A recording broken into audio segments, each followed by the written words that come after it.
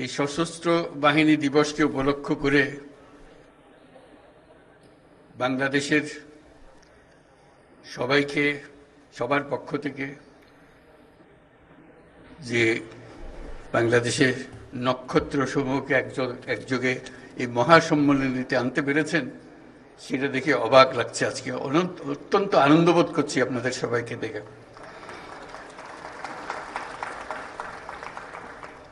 আর যে নক্ষত্ররা এখানে শরিক হতে পারেন নাই, জায়গার অভাবে জায়গা দিতে পারেন নাই, তাদের কাছে দুঃখ প্রকাশ করছি। এবং যে নক্ষত্র সারা বাংলাদেশে ছড়িয়ে আছে তাদেরকে এখানে সবার পক্ষ থেকে আমরা সালাম জানাচ্ছি।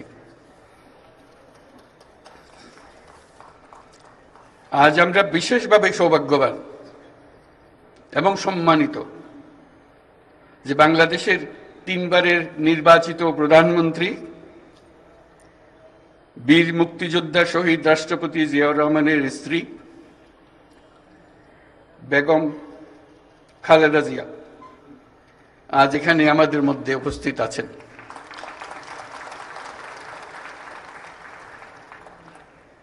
এক যুগ ধরে তিনি এই মহাসম্মেলনীতে অংশগ্রহণ করার সুযোগ পান নাই, আজকে সুযোগ পেয়েছেন। আমরা সবাই আনন্দিত এবং গর্বিত যে আমরা এই সুযোগ দিতে পেরেছি আপনাকে।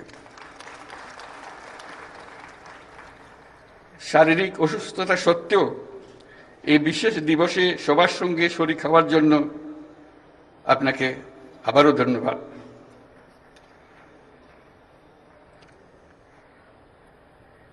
আমরা তার আশু রোগমুক্তি কামনা করছি এবং এই অনুষ্ঠানে বিশেষভাবে স্বাগত জানাচ্ছি। প্রিয় সহকর্মীবৃন্দ, 3 বাহিনীর প্রধানগণ,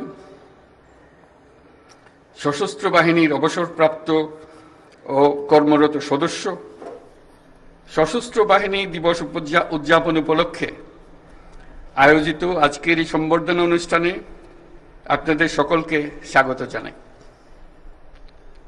সশস্ত্র বাহিনীর এই শুভক্ষণে আমি সবাইকে জানাচ্ছি আমার প্রাণঢালা শুভেচ্ছা ও অভিনন্দন। 1971 সালের এই দিনে বাংলাদেশ সেনাবাহিনী,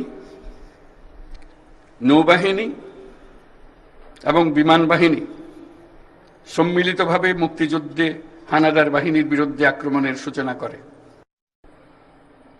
এই কারণে 21শে নভেম্বর মুক্তিযুদ্ধের একটি মাইল ফলক হিসেবে গৌরবের সাথে উদযাপিত হয়ে আসছে।